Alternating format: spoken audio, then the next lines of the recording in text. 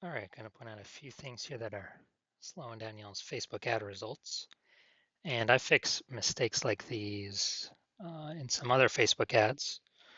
Now, we look at the middle column here, unique CTR all, seeing how many people out of 100 click and even engage with our ad to even read what we got to offer. And kind of these are three examples. See way over on the right, scaled CTR 1.6x, scaled 6.5x. That one's an outlier though. Scaled 3x. So down at the bottom here, average 2 to 4x more people clicking in, reading our ad, what we got to offer for the same ad spend. So we do this by fixing the message to market match, and just get way more, so more efficient ad spend, less wasted ad spend. Same thing here, middle column, unique CTR all, just getting very efficient with our message, what we say in our ad, to bring way more people in to read what we got to offer, which, more people reading what we got to offer, probably going to increase the amount of buyers. And anyone who checks their numbers versus mine are normally higher for this kind of this leading indicator. So back to what we got going on here. So first thing we're going to check out here is the primary text. So the mistake we're making here is lack of context.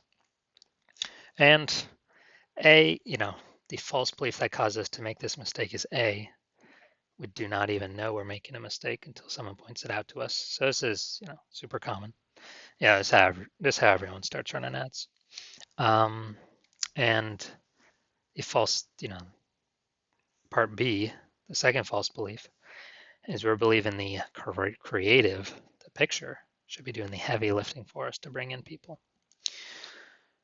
Now, the consequences of this lack of context mistake, where normally we need to have a lot more here written out, is we're actually going to have very few buyers come in through these type of ads. So send message, okay, it will get people to send messages, yes. The problem is though that there's going to be multiple groups. Group one, people that message us, we message them back, they never respond. That's the ghosters. Group two is the ghosting after getting a quote. So they message us first, we go back and forth with them. They do eventually get a quote, then they ghost us. Then they stop responding. Group three are the hagglers. So talk with them back and forth, get them a quote, then they haggle, lowball us, aka the time wasters. Then we got group four is the buyers, very few, if any. And if they do come through, it's normally the first 24, 48 hours. And the ads normally die out pretty fast. All right, second thing I look for with mistakes is, well, kind of quick overview. Second mistake I always look at is the creative. So got a few mistakes here, but we'll call this one the smorgasbord mistake.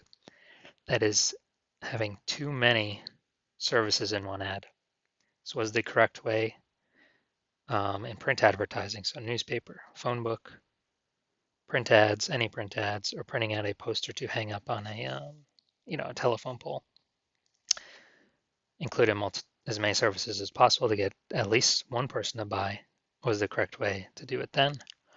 But now in social media, it's the exact opposite, is the 100% incorrect way to do it then.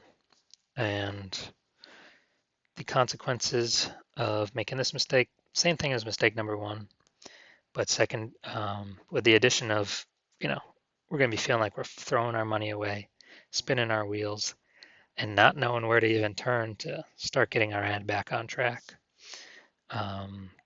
And we kind of don't know what to fix next because we're not following a step-by-step systematic approach where we would look at, what the specific metrics are to tell us which levers to pull next to get our ad back on track and have a higher probability of bringing in buyers. And then, number three, as always mistake here to have any text here in the bottom left below the creative. So these are a few of the things I'm seeing that are slowing down y'all's Facebook ad results.